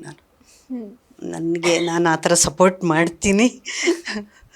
Yes ma'am. ಇನ್ನು ನಿಮ್ಮದೇ ಆದಂತಹ ಒಂದು ಬ್ಯಾನರ್ ಅಡಿಯಲ್ಲಿ ನಿಮಗೆ ಒಂದು ಪ್ರಶಸ್ತಿ ಬರುತ್ತೆ, ಇದ್ರ ಬಗ್ಗೆ ಮಾತಾಡೋದಾದ್ರೆ? ಪ್ರಶಸ್ತಿ ಬಗ್ಗೆ ತುಂಬ ಇದೆ. ಬೇರೆ ಎಲ್ಲೋ ಒಂದು ಕಡೆ ಮಾತಾಡಿದ್ದೆ. ನನಗೆ 13ರಲ್ಲಿ ನಾನು 10-11 ಸಿನಿಮಾ ಮಾಡಿದ್ದು. 13ರಲ್ಲಿ ನನಗೆ ಅನೌನ್ಸ್ ಆಯಿತು, ಏನು ಪ್ರಶಸ್ತಿ ಬಂದಿದೆ ಅಂತ ಒಂದು ಚಾನಲ್ TV ಬರ್ತಿತ್ತು. ಖುಷಿಯಾಗೋಯ್ತು. 3rd ಬೆಸ್ಟ್ ಮೂವಿ ಮಾನಸಕ್ಕೆ ಬಂದಿದೆ ಅಂತ. ಆಯಿತು. 2013 ಏನೋ ಸರ್ಕಾರದ ಸ್ವಲ್ಪ ಪ್ರಾಬ್ಲಮ್ ಅದು ಇದು ಇರೋದರಿಂದ ಪ್ರಶಸ್ತಿನ ಕೊಡೋಕ್ಕಾಗಿಲ್ಲ. 2014 ಪ್ರಶಸ್ತಿ ಅನೌನ್ಸ್ ಕೊಡೋದು ಅಂತ ಇನ್ವಿಟೇಷನ್ ಆಗಿತ್ತು. ನಮಗೆ ಟಿಕೆಟ್ ಬುಕ್ ಆಗಿತ್ತು. ಧಾರವಾಡದಲ್ಲಿ ಯಾವುದೋ ಸ್ಟಾರ್ ಹೋಟ್ಲಲ್ಲಿ ರೂಮ್ ಬುಕ್ ಆಗಿತ್ತು. ಅನೌನ್ಸ್ ಆದ ತಕ್ಷಣ ಯಾವಾಗ ಕೊಡ್ತಾರೆ ಅಂದ ತಕ್ಷಣ ಅಲ್ಲಿ ನನಗೆ ಥರ್ಡ್ ಬೆಸ್ಟ್ ಮೂವಿಗೆ ಬರೋದು 50,000 ಅಷ್ಟೇ ಕೊಡೋದು. ಇಟ್ಸ್ ಓಕೆ, ನೋ ಪ್ರಾಬ್ಲಮ್, ದುಡ್ಡಿಗೋಸ್ಕರ ಅಲ್ಲ. ನಾನು ಅಷ್ಟೊತ್ತಿಗೆ ಅಯ್ಯೋ ಒಂಥರ ಆ 30-35 ವರ್ಷದಲ್ಲಿ ಎಲ್ಲರೂ ಅವಾರ್ಡ್ ತಗೊಳ್ಬೇಕಂದ್ರೆ, ಅಂದರೆ ನಾನು ನಿರ್ಮಾಪಕಿ ಆಗಿ ಅವಾರ್ಡ್ ತಗೊಳ್ಬೇಕು ಅಂತ ನನಗೆ ಆಸೆ ಇರಲಿಲ್ಲ. ನಾನೊಂದು ಆ್ಯಕ್ಟ್ ಮಾಡಿದಾಗ ನನ್ನ ಆ್ಯಕ್ಟ್ ಅಂದರೆ ನನ್ನಲ್ಲಿ ಒಂದು ಒಳ್ಳೆ ಪಾತ್ರಕ್ಕೆ ನನಗೆ ಬರಬೇಕು ಅಂತ ಹೇಳೋದಿತ್ತು. ಆ ಥರ ಇತ್ತು. ಈಗ ತಾರಾ ಅವ್ರು ತಗೊಳ್ತಿದ್ರಲ್ಲ ಕಂಟಿನ್ಯೂ ಎಲ್ಲರೂ ತಗೊಳ್ಳೋದು. ಆಗ ನಾನೊಂದು ಒಳ್ಳೆ ಸಿನಿಮಾದಲ್ಲಿ ಒಂದು ಆ್ಯಕ್ಟ್ ಮಾಡಬೇಕಂದ್ರೆ ನನಗೆ ಅದಕ್ಕೆ ಪ್ರಶಸ್ತಿ ಬರಬೇಕು. ನಾನು ನಿರ್ಮಾಪಕಿ ಮಾಡಿ ನನ್ನ ಸಿನಿಮಾಕ್ಕೆ ಅಂತ ನಾನು ಅಂದ್ಕೊಂಡಿರಲಿಲ್ಲ. ಬಂತು ಅಷ್ಟೊತ್ತಿಗೆ ನಾನೊಂದು ಬಂದಿರಲಿಲ್ಲ. ಆ ಬರೋ 50,000ಕ್ಕಿಂತ ಜಾಸ್ತಿನ ಒಂದು 25-30,000 ಖರ್ಚು ಮಾಡಿ ಒಂದು ಒಳ್ಳೆ ಸೀರೆ, ಕಾಂಜೀವರಂ ಸೀರೆ ಗೀರೆ ಮ್ಯಾಚಿಂಗು ಎಲ್ಲ ಮಾಡಿಕೊಂಡು ಇನ್ನೇನು ನಾಳೆ ಹೋಗಬೇಕು ಅಂದರೆ ಸಂಡೇ ಬೆಳಿಗ್ಗೆ ನಾವೆಲ್ಲ ಟ್ರೈನಲ್ಲಿ ಹೋಗೋದು. ನಿಮಗೆ ಗೊತ್ತು, ನಮಗೊಂದು ಅಧಿಕಾರ ಇಲ್ಲ ಒಂದು ಏನೋ ಒಂದು ಪ್ರಶಸ್ತಿ ಎಲ್ಲ ಬಂತಂದಾಗ ನಮ್ಮನ್ನು ಮಾತಾಡಿಸ್ದೇ ಇರೋರೆಲ್ಲ ಮಾತಾಡಿಸ್ತಾರೆ. ಖಂಡಿತ ಆ ಥರ ನನಗೆ ಅನುಭವ ಆಗೋಗಿದೆ. ಬಟ್ ಅದು ಎಲ್ರೂ ಮತ್ತು ಯಾವಾಗಮ್ಮ ಬರ್ತಿದ್ಯಾ, ಹೆಂಗಮ್ಮ ಬರ್ತಿದ್ಯಾ, ಬಾಮ್ಮ ಒಟ್ಟಿಗೆ ಹೋಗೋಣ ಅಂತ ಹೇಳೋದೆಲ್ಲ ಆಗಿತ್ತು. ಸರಿ ಆದಾಗ ಇನ್ನೇನು ನಾನು ಹೋಗಬೇಕು.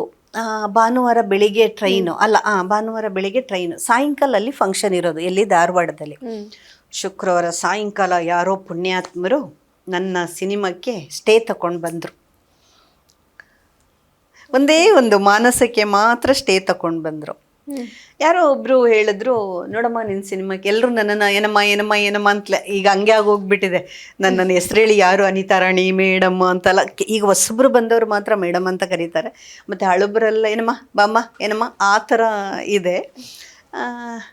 ನಂಗೊಂಥರ ನಾನೆಲ್ಲೋ ಮನೇಲಿದ್ದೀನಿ ಅಂತ ಹೇಳೋ ಒಂದು ಫೀಲ್ ಆಗುತ್ತೆ. ಎಲ್ಲ ನಮ್ಮವರೇ ಅಂತ ಹೇಳೋದು ಅದು ಖಂಡಿತ ಇದೆ. ಅಲ್ಲಿಂದ ಯಾರೋ ಅಂದರು, ಏನಮ್ಮ ನಿನ್ನ ಸಿನಿಮಾ ಸ್ಟೇ ನಾನು ತಮಾಷೆ ಮಾಡ್ತಿದ್ದೆ. ಹೋದ್ರೆ ಹೋಗ್ಲಿ ಬಿಡಿ ಏನಂತೆ ಅಂದರೆ ನೀವು ಕಾಮಿಡಿ ತಗೊಂಡ್ಬಿಟ್ರೆ, ನಾನು ಕಾಮಿಡಿ ತಗೊಂಡ್ಬಿಟ್ಟೆ. ಆಮೇಲೆ ಅವತ್ತು ಈ ಥರನೇ ಎಲೆಕ್ಷನ್ ನಡೀತಿತ್ತು. ನಾನು ನಮ್ಮ ಚಿಕ್ಕಮ್ಮ ನಾವು ಚೇಂಬರ್ ಹತ್ರ ಹೋದಾಗ ಅದು ಸೀರಿಯಸ್ ಆಯಿತು. ಸೀರಿಯಸ್ ಆಗಿ ಅಲ್ಲೇ ಒಂದು ಚಾನಲ್ ಅವರೆಲ್ಲ ಬಂದು ಏನಾಯಿತು ಎಂತಾಯಿತು. ನನಗೆ ಕೋರ್ಟ್ ಬಗ್ಗೆ ಗೊತ್ತಿರಲಿಲ್ಲ. ನಾನಂದೆ ನಂಗೆ ಗೊತ್ತಿಲ್ಲ, ನಂದು ಒಂದೇ ಒಂದು ಸಿನಿಮಾ ಸ್ಟೇ ತಗೊಂಡು ಬಂದಿದ್ದಾರೆ, ಯಾಕೆ ಅಂತ ಗೊತ್ತಿಲ್ಲ. ಆಮೇಲೆ ನನಗೆ ಒಂಥರ ನೋವಾಯಿತು, ಅಳೋ ಬಂದಾಯಿತು. ಅಂದರೆ ಏನು ಹೇಳೋದು, ಕೋರ್ಟ್ ಬಗ್ಗೆ ಮಾತಾಡೋಕ್ಕೂ ನನಗೆ ಗೊತ್ತಿಲ್ಲ, ಕೋರ್ಟ್ ಏನೂ ಗೊತ್ತಿಲ್ಲ, ಕಾನೂನು ಬಗ್ಗೆ ಏನೂ ಗೊತ್ತಿಲ್ಲ. ಆಯಿತು ನೋಡೋಣ ಅಂಥೇಳಿ ಆಮೇಲೆ ಅಲ್ಲಿರೋ ವಾರ್ತಾ ಇಲಾಖೆ ಅಧಿಕಾರಿಗಳಿಗೆಲ್ಲ ಫೋನ್ ಮಾಡಿ ಆದಾಗ, ಹೌದು ಯಾರೋ ತಂದಿದ್ದಾರೆ ಹಂಗೆ ಹಿಂಗೆ ಏನೇನೋ ಅಂದರು. It's okay. ಒಂದು ತುಂಬ ಒಂಥರ ನೋವಾಯಿತು. ಕೆಲವರು ಅವಮಾನ ಮಾಡಿದ್ರು, ಅವಾರ್ಡ್ ಬಂದಿಲ್ಲ ಅಂತ ಏನೇನೋ ಮಾತುಗಳೆಲ್ಲ ಮಾತಾಡಿದ್ರು. It's okay, no problem. ನಮಗೆ ಅದು ಹೆಣ್ಣು ಅಂದಮೇಲೆ ಅವಮಾನ, ಏನದು ಸನ್ಮಾನ ಎಲ್ಲವನ್ನೂ ಜೊತೆಗೆ ತಗೊಂಡು ಬಂದುಬಿಟ್ಟಿದ್ದೀವಿ, ನೋವು ಕಷ್ಟ ಎಲ್ಲ. ಹಾಗೆ ಅದನ್ನು ಸುಮ್ಮನೆ ಹೋಯ್ತು. 7 ವರ್ಷ ಕೋರ್ಟಲ್ಲಿತ್ತು. 7 years ಇತ್ತು ಕೋರ್ಟಲ್ಲಿ. ಆಮೇಲೆ ಒಂದು ಈ ನಮ್ಮ ಕೊರೋನಾ ಬಂತು 2021 ನಮ್ಮ ಕಡೆ ಆಯಿತು. ಅವತ್ತು ಕೋರ್ಟೆಲ್ಲ ಕ್ಲೋಸು, ಯಾರೂ ಹೋಗೋಂಗಿಲ್ಲ. ನಾನು ಹೊರಗಡೆ ಬಂದು ನಿಂತಿದ್ದೀನಿ, ಹೊರಗಡೆ ಇದ್ದೀನಿ. ಆಮೇಲೆ ನಮ್ಮ ಲಾಯರು ತಂದು ನೀವು ಗೆದ್ದಿದ್ದೀರಾ ಅಂತ. ನನಗೆ ಅಷ್ಟು ಸಾಕಿತ್ತು. ನನಗೆ ಆ ಕೊಡೋ ಪ್ರಶಸ್ತಿ ಬೇಕಾಗಿರಲಿಲ್ಲ, ಆ ದುಡ್ಡು ಬೇಕಾಗಿಲ್ಲ. ಏಕೆಂದರೆ ಅಷ್ಟೂ ಜನ ನನಗೆ ಅವಮಾನ.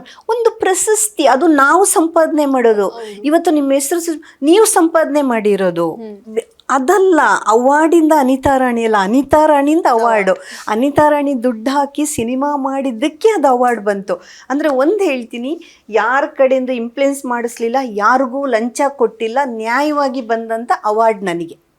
ಹಾಗಾಗಿ 7 ವರ್ಷ ಕೋರ್ಟಲ್ಲಿತ್ತು, 1 ವರ್ಷ ಗೌರ್ಮೆಂಟಲ್ಲಿತ್ತು ವಾರ್ತಾ ಇಲಾಖೆಯಲ್ಲಿ. ಕೊನೆಗೆ ಮೊನ್ನೆ 17 ಕೊಡಬೇಕಂದ್ರೆ ಮೊನ್ನೆ 22ಗೆ ನನಗೆ ಕೊಟ್ಟರು ರವೀಂದ್ರ ಕಲಾಕ್ಷೇತ್ರದಲ್ಲಿ.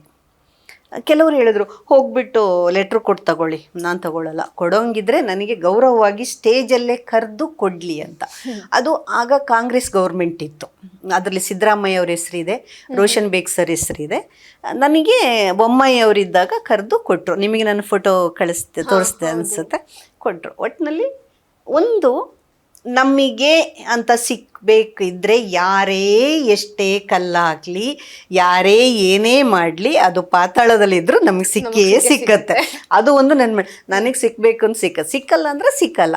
ಸುಮ್ಮನೆ ಪ್ರಯತ್ನ ಯಾಕೆ ಪ್ರಯತ್ನ ಮಾಡಬೇಕು, ಬೇಡದಿರೋದಕ್ಕೆ ಪ್ರಯತ್ನ ಮಾಡಬಾರ್ದು ಅನ್ನೋದು ಒಂದು ಕಲಿತೆ. ಇವಾಗಲೂ ಕಲಿತಾನೇ ಇರಬೇಕಾಗತ್ತೆ ಜೀವನದಲ್ಲಿ. ಅಮ್ಮ, ಇನ್ನು ಸ್ಟೇ ಆರ್ಡರ್ ಬಗ್ಗೆ ಮಾತಾಡ್ತಾ ಇದ್ರಿ. ಇಂತಹ ಒಂದು ಪುಣ್ಯದ ಕೆಲಸ ಮಾಡಿದಂತಹ ವ್ಯಕ್ತಿ ಯಾರು? ಅದು ಗೊತ್ತಿಲ್ಲ. ಅಂದ್ರೆ ಯಾಕೆ ಅಂದ್ರೆ ಬಹಳಷ್ಟು ಕಷ್ಟಪಟ್ಟು ನಿಮ್ಮ ಶ್ರಮ ವಹಿಸಿ ಒಂದು ಸಿನಿಮಾ ಮಾಡಿರ್ತೀರಾ. ಹೌದು. ಅಂತಹ ಸಿನಿಮಾದ ಮೇಲೆ ಒಂದಷ್ಟು ಪ್ರಶಸ್ತಿ ಬರುವಂತಹ ಮೂಮೆಂಟ್ ಅಲ್ಲಿ ಈ ರೀತಿ ಮಾಡಿದಾಗ ಯಾರಿಗೆ ಆದ್ರೂ ಎಲ್ಲೋ ಒಂದು ಮನಸ್ಸಿನ ಮೂಲೆಯಲ್ಲಿ ತುಂಬಾ ನೋವಾಗುತ್ತೆ. ಅಲ್ಲಿ ಜೊತೆಗೆ ನೀವು ಸಾಕಷ್ಟು ಅವಮಾನ ಎಲ್ಲನೂ ಅನುಭವಿಸಿದ್ರಿ. ಹೌದು. ಅಂತಹ ಸಮಯದಲ್ಲಿ ಹೇಗಿತ್ತು? ಕೆಲವರು ಅಂದ್ರು ಪ್ರಶಸ್ತಿ ತಗೊಳಕ್ಕೆ ಯೋಗ್ಯತೆ ಇಲ್ಲ ಅಂದ್ರು. ನಾನಂದೆ ಯೋಗ್ಯತೆ ಪ್ರಶ್ನೆನಾ ಅದು? ಅದು ಯೋಗ್ಯತೆ ಪ್ರಶ್ನೆನಾ? ಕೊಟ್ಟು ಯಾರೋ ಕೇಸ್ ಹಾಕಿದ್ರೆ ನಾನೇನು ಮಾಡೋಕ್ಕಾಗತ್ತೆ? ಅದು ನಂದು ಒಂದೇ ಒಂದು ಸಿನಿಮಾಕ್ಕೆ. ಇಲ್ಲಿ ಬಂತು ಹೆಣ್ಣು, ಒಂದು ಸಿನಿಮಾ ಮಾಡಿದ್ಲು, ಗಾಂಧಿನಗರ್ ನಿಂತು ರಿಲೀಸ್ ಮಾಡಿದ್ಲು. ಆಗ ಗಾಂಧಿನಗರ ಪೂರ್ತಿ ಪೋಸ್ಟರ್ ಅಂಟಿಸೋದಿತ್ತು. ಆ ಕೆಲಸದಿಂದನೂ ಮಾಡಿದ್ದೆ. ಎಲ್ಲ ಸ್ಟುಡಿಯೋ ವರ್ಕ್ ಪೂರ್ತಿ ನಿಂತ್ಕೊಂಡು ಮಾಡಿದೆ.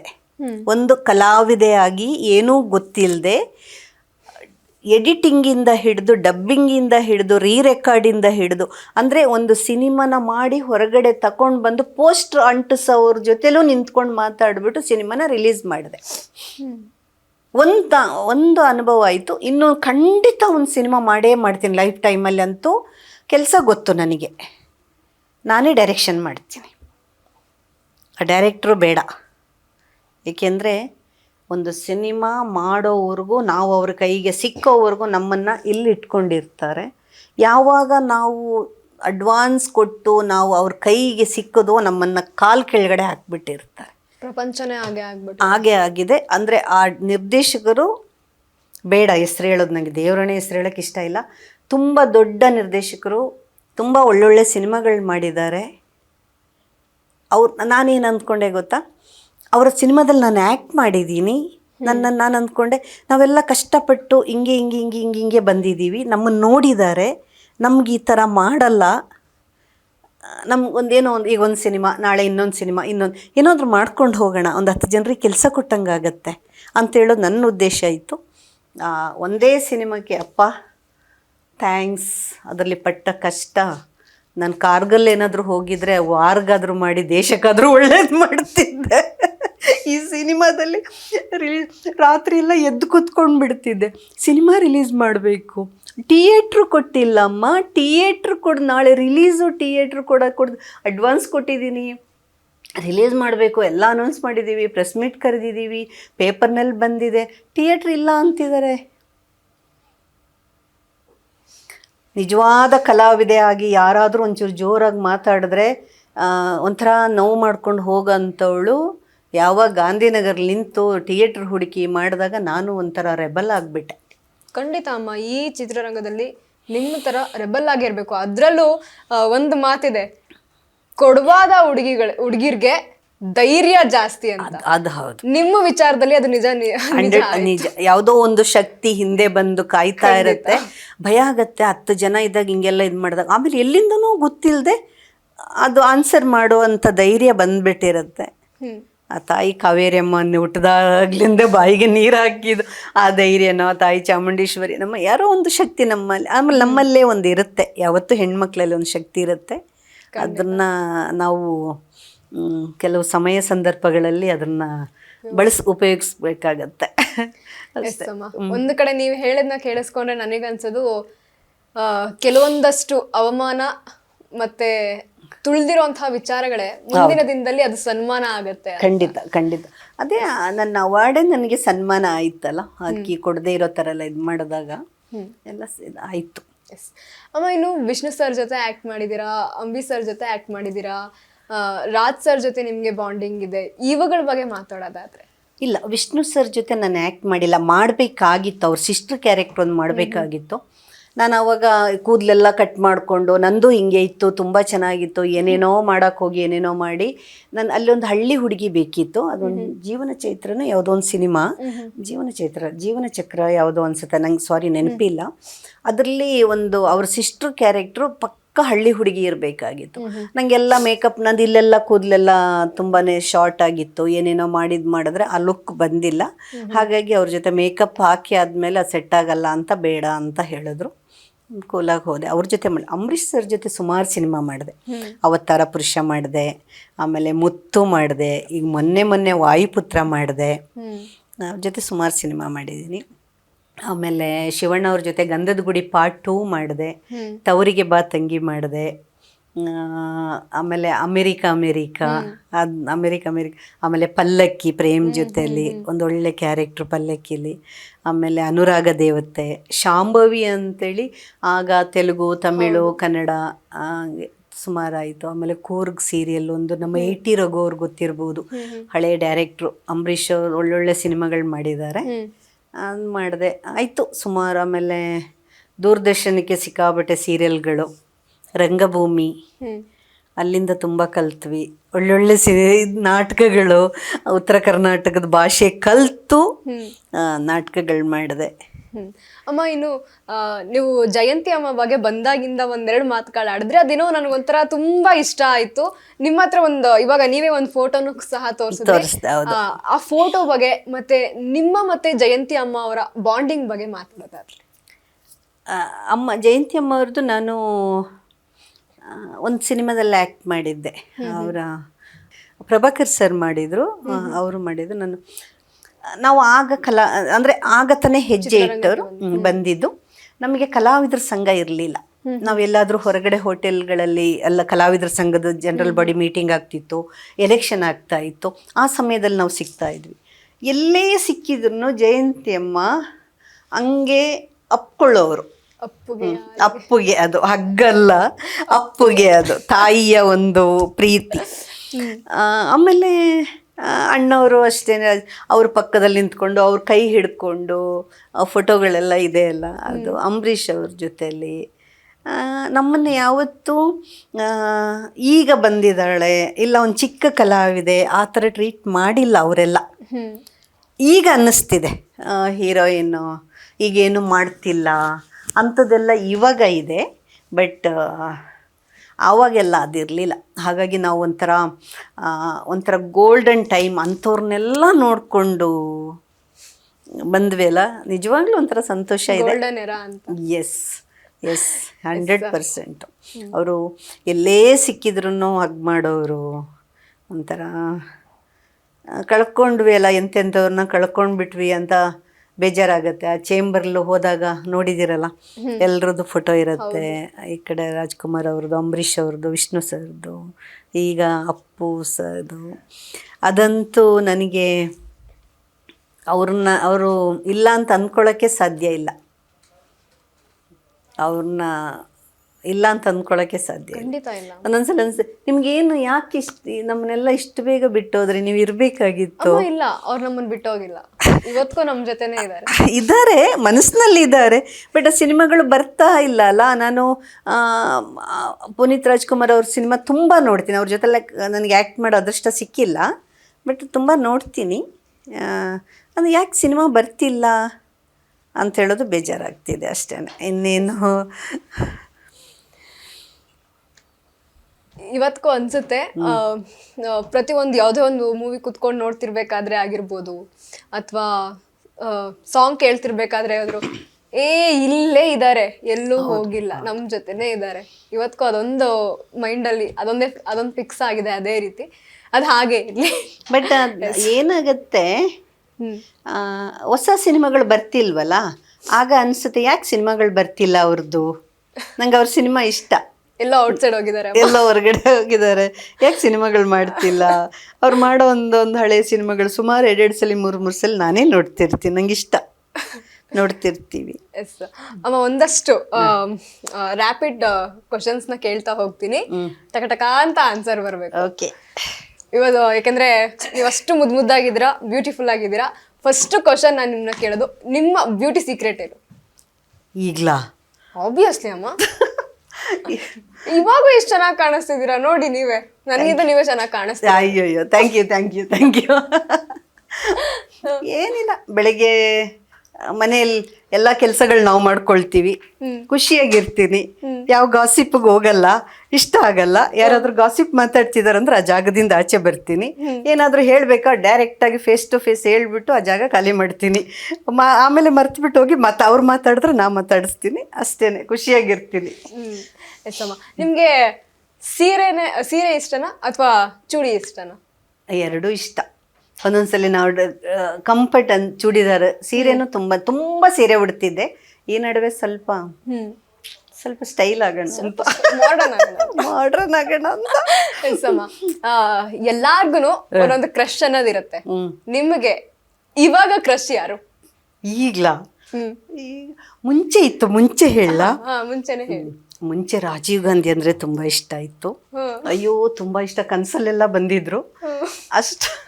ಆಮೇಲೆ ನಂದು ಕ್ಲಿಂಟನ್ ಅಂದ್ರೆ ಇಷ್ಟ ಇತ್ತು. ಸುಮ್ನೆ ಆದ್ರೂ ನಮ್ಮನೇಲಿ ಸುಮ್ಮನೆ ಫೋನ್ ಮಾಡ್ತಿದ್ದೆ ಅವ್ರಿಗೆ, ಅಯ್ಯೋ ಹೇಗಿದ್ದೀರಾ ಅಂತ ಹೇಳ್ಬಿಟ್ಟು. ಆಮೇಲೆ ಇವರು ತೆಲುಗು ವೆಂಕಟೇಶ್ ಅವ್ರದ್ದು ಸಿನಿಮಾ ತುಂಬಾ ಇಷ್ಟ. ಒಂಥರ ತುಂಬ, ಈಗ ತೆಲುಗಲ್ಲಿ ಅಂದರೆ ಮಹೇಶ್ ಬಾಬು ಸಿನಿಮಾಗಳು ಒಂದು 10 ಸಲ ಕೂತ್ಕೊಂಡು ನೋಡ್ತೀನಿ. ಒಂಥರ ಖುಷಿ ಆಗುತ್ತೆ. ನಮ್ಮಲ್ಲಿನೂ ತೆಲುಗು ಹೇಳಿದ್ರಿ, ಬೇರೆ ಬೇರೆ ಲ್ಯಾಂಗ್ವೇಜ್ ಅಲ್ಲಿ ಹೇಳಿದ್ರಿ. ನಮ್ಮ ಕನ್ನಡ ಚಿತ್ರರಂಗದಲ್ಲಿ ಅಟ್ ಪ್ರೆಸೆಂಟ್ ಯಾರು ಇಷ್ಟ ಆಗ್ತಾರೆ ನಿಮ್ಗೆ? ಹಳಬ್ರು ಅಂಬರೀಷ್ ಸರ್ ಇಷ್ಟ, ಅಣ್ಣವ್ರು ಇಷ್ಟ, ಅವರೆಲ್ಲ ನಮ್ಮ ಹಳೆ ಕಲಾವಿದರು ಎಲ್ಲರೂ ಇಷ್ಟ. ಈಗಲೂ ಇಷ್ಟ, ಆ ಸಿನಿಮಾ ಇಷ್ಟ. ಕೆಲವು ಸಿನಿಮಾ, ಹಳೆ ಸಿನಿಮಾಗಳು.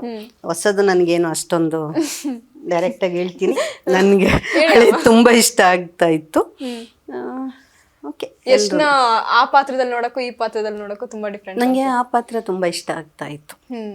ಕೆಲವರಿಗೆ ಈ ಪಾತ್ರ ಏನು ಮಾಡಕ್ಕಾಗಲ್ಲ, ಅವರವರ ಚಾಯ್ಸ್, ಅವರವರ ದೃಷ್ಟಿಕೋನ. ಅಮ್ಮ, ಇನ್ನು ನೀವು ಕೋಟ್ಯಾಧಿಪತಿ ಅಂತೆ, ನಿಜಾನ? ಖಂಡಿತ ಇಲ್ಲ. ಗಾಸಿಪ್ ಅಮ್ಮ, ಫುಲ್ ಓಡಾಡ್ತಾ ಇದೆ. ನಾನಾ?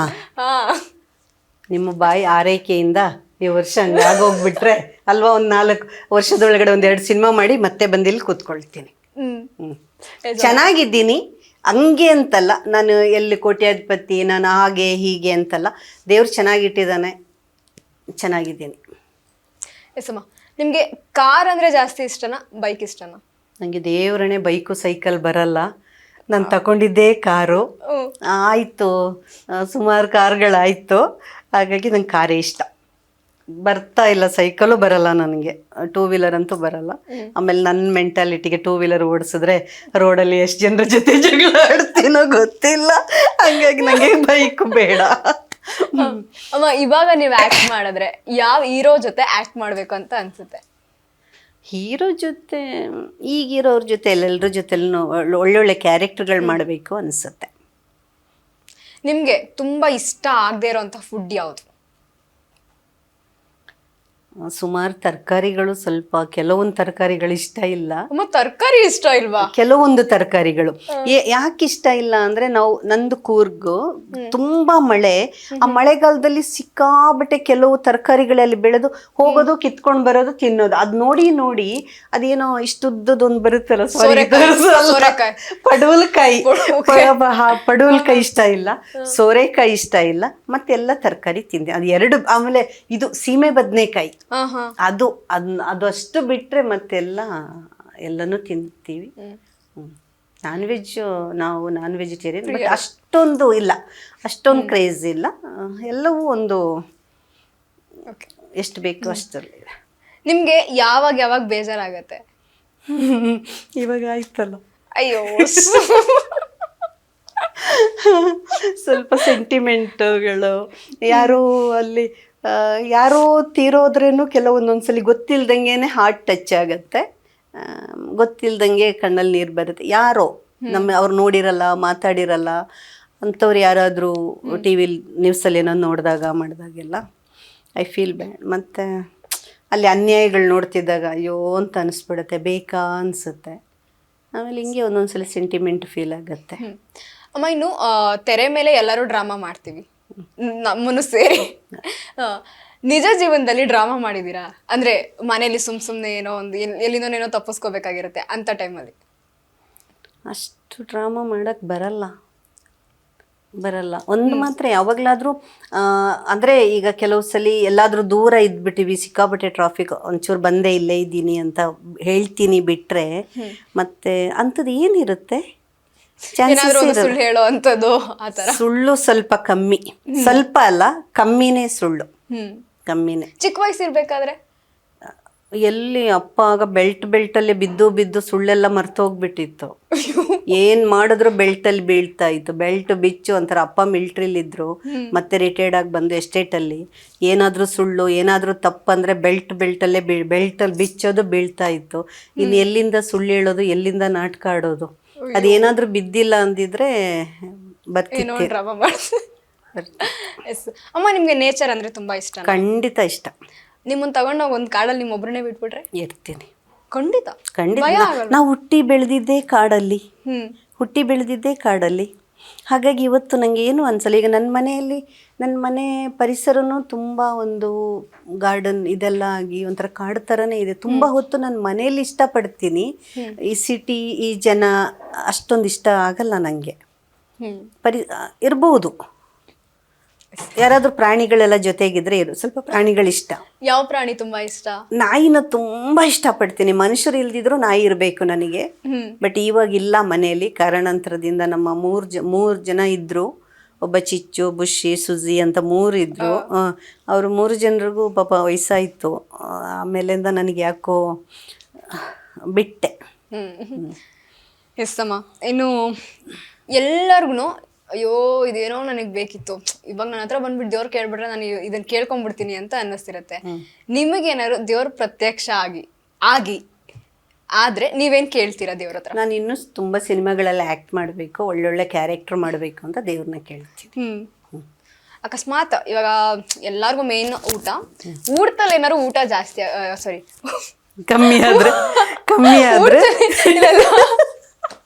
ಕಮ್ಮಿ ಆದ್ರೆ ಊಟದಲ್ಲಿ ಏನಾದ್ರು ಉಪ್ಪು ಜಾಸ್ತಿ ಆಗ್ಬಿಟ್ರೆ ಏನ್ ಮಾಡ್ತೀರಾ? ತಿನ್ನಲ್ಲ. ಅಮ್ಮ ಏನು ಅನ್ನ ದೇವ್ರ ಸಮಾನ ಹಂಗೆ ಅಂತ ಹೇಳ್ಬಿಟ್ಟು ಅದನ್ನ ತಿಂದು BP ಬರ್ಸ್ಕೊಳ್ಳೋದ? ಮೊದ್ಲೇ ದೇವ್ರ ದಯದಿಂದ BP ಶುಗರ್ ಏನು ಇಲ್ಲ. ಎಸ್ ಅಮ್ಮ. ಇನ್ನು ನಿಮ್ಗೆ ಯಾರನ್ನಾದ್ರೂ ಗೋಳಿ ಕೊಡೋ ಚಾನ್ಸ್ ಸಿಕ್ಕಿದ್ರೆ ನಮ್ ಇಂಡಸ್ಟ್ರಿಲಿ ಯಾರನ್ನ ಗೋಳಿಕೋತೀರಾ? ನಾನೀಗ ಸಿಕ್ಕಿದ ನಮ್ಮ ಫ್ರೆಂಡ್ಸನ್ನೆಲ್ಲ ಗೊಳಿಕೊಳ್ತೀನಿ. ಕೆಲವು ಸಲ ತಮಾಷೆ, ಅದು ಒಂದೊಂದ್ಸಲ ನನ್ನ ಬ್ಯಾಡ್ ಹ್ಯಾಬಿಟ್ ಏನು ಗೊತ್ತಾ, ಈಗ ನೀವೇನಾದರೂ ಸ್ವಲ್ಪ ಕ್ಲೋಸ್ ಆಗಿ 2 ದಿನ ತುಂಬ ಹಚ್ಕೊಂಡು ಬಿಟ್ಟಿರ್ತೀನಿ.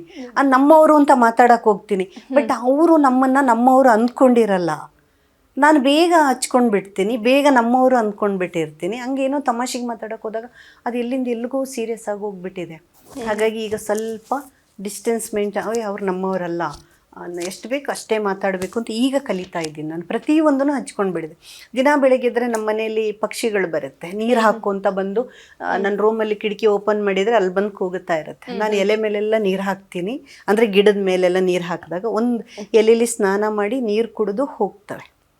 ನನ್ನ ವಾಯ್ಸ್ ಕೇಳಿದ್ರೆ ಸಾಕು ನೀರು ಹಾಕು ಅಂತ ಬರ್ತಾ ಇರುತ್ತೆ. ಅಷ್ಟೊಂದು ಪ್ರಾಣಿ ಪಕ್ಷಿಗಳು ಪ್ರಕೃತಿ ಮೇಲೆ ತುಂಬಾನೇ ಹತ್ತಿರದ ಸಂಬಂಧ.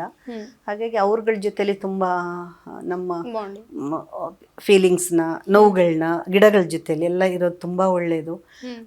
ಮನುಷ್ಯರು ಸ್ವಲ್ಪ ಬೇಕು, ಮನುಷ್ಯರು ಇಲ್ಲದೆ ಮನುಷ್ಯರು ಇರೋಕ್ಕಾಗಲ್ಲ. ಕಷ್ಟ, ಎಷ್ಟು ಬೇಕು ಅಷ್ಟು ಅಂತ ಪಾಠ ಈಗ ಕಲಿತೆ. ತುಂಬ ಜನ ಕಲಿಸ್ಬಿಟ್ರು. ನಾನು ಅದು ಈಗ ಏನಾಗೋಗ್ಬಿಟ್ಟಿದೆ,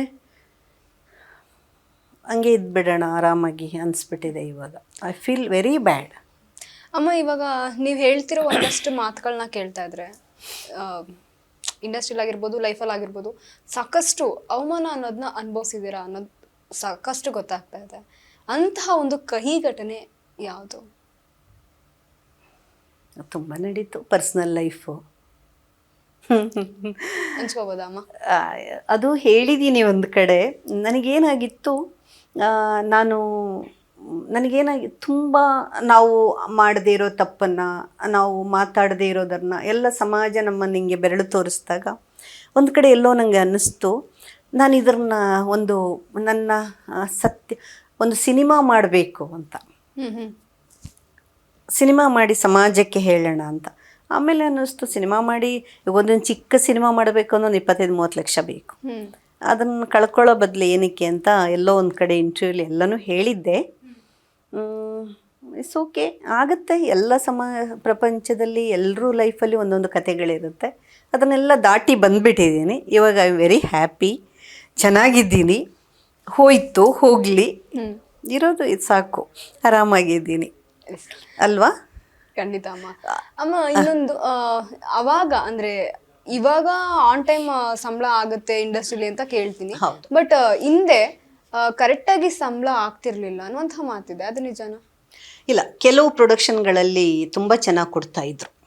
ಕೆಲವು ಪ್ರೊಡಕ್ಷನ್, ಈಗ ನಾನು ಈಗ ಶಾಂಭವಿ ಮಾಡೋದ್ನಲ್ಲ, ಅದು ಸನ್ ಟಿ ವಿ ಆ ಪ್ರೊಡಕ್ಷನ್ನು, ಅದೆಲ್ಲ ನಾವು ಹೆಂಗಿತ್ತು ಗೊತ್ತಾ, ಇವತ್ತು ನಮ್ಮದು ಶೂಟಿಂಗ್ ಮುಗೀತಿದ್ದಂಗೆ ನಿಮ್ಮ ದುಡ್ಡು ರೆಡಿ ಇದೆ ಅಂತೇಳಿ ತಂದು ಕೊಡೋರು. ನಾವು ಹೋಟೆಲ್ಗಳಲ್ಲಿ ಇರ್ತಾ ಇರೋದಕ್ಕೆ ನೀವು ಇಟ್ಕೊಂಡಿರಿ, ನಾವು ಹೋಗುತ್ತಿ ತಗೊಂಡು ಹೋಗ್ತೀವಿ ಅಂತ ಆ ಥರನೂ ಕೊಟ್ಟಿದ್ದಾರೆ. ಕೆಲವು ಕಡೆ ಇಲ್ಲ, ಆವಾಗ ಅಷ್ಟೊಂದು ಎಷ್ಟೋ ಚೆಕ್ಗಳು ಕೊಟ್ಟಿದ್ದೆಲ್ಲ ಇವತ್ತು ಇಟ್ಟಿದ್ದೀನಿ ಮೆಮೊರಿ ನೋಡೋಕ್ಕೆ ಯಾವಾಗಲಾದ್ರೂ ಒಂದ್ಸಲಿ. ಹಾಗಾಗಿ ಎಲ್ಲ ಕಡೆ ಈಗ ಥರ ಪೇಮೆಂಟ್ ಇಲ್ಲ. ಈಗ ಥರ ಪೇಮೆಂಟ್ ಇದ್ರೆ ನೀವು ಹೇಳ್ದಂಗೆ ನಾನು ಕೋಟ್ಯಾಧಿಪತಿಯಾಗಿ ಹತ್ರ 300 ಸಿನಿಮಾ ಮಾಡಿದಾಗ ಎಷ್ಟು ಹೆಂಗಿರ್ಬೋದಾಗಿತ್ತು. ಅವತ್ತಿನ ಸಂಬಳಗಳು ತುಂಬಾನೇ ಕಮ್ಮಿ ಇತ್ತು. ಇನ್ನು ತೆರೆ ಮೇಲಿನ ಅನಿತಾ ರಾಣಿಯವ್ರಿಗೂ ತೆರೆ ಹಿಂದಿನ ಅನಿತಾ ರಾಣಿಯವ್ರಿಗೂ ಇರುವಂಥ ವ್ಯತ್ಯಾಸ ಏನು? ತೆರೆ ಹಿಂದೆ ನಾನು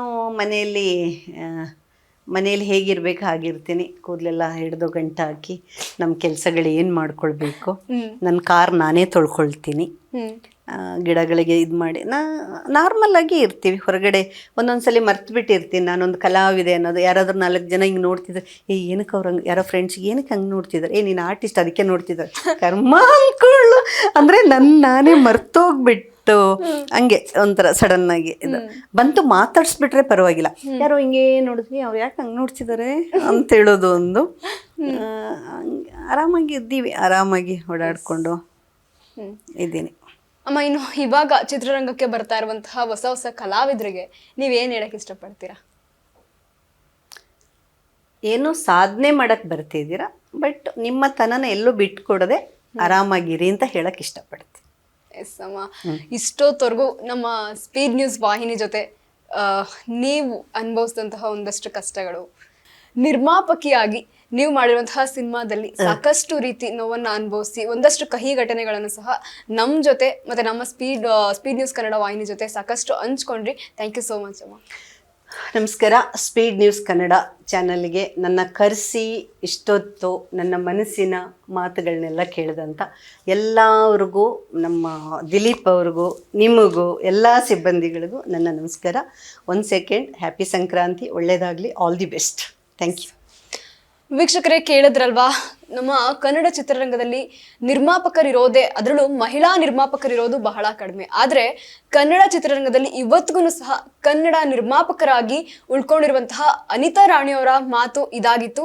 ಮತ್ತೆ ಮತ್ತೊಂದು ಸಾಧನೆ ಮಾಡಿರುವಂತಹ, ಮತ್ತಷ್ಟು ಸಾಕಷ್ಟು ಏಳಿಗೆಯನ್ನ ಕಂಡಿರುವಂತಹ ಮತ್ತೊಬ್ಬ ಸಾಧಕರ ಜೊತೆ ನಿಮ್ಮ ಮುಂದೆ ಬರ್ತೀವಿ. ಅಲ್ಲಿವರೆಗೂ ನೀವು ನೋಡ್ತಾ ಇರಿ ಸ್ಪೀಡ್ ನ್ಯೂಸ್ ಕನ್ನಡ.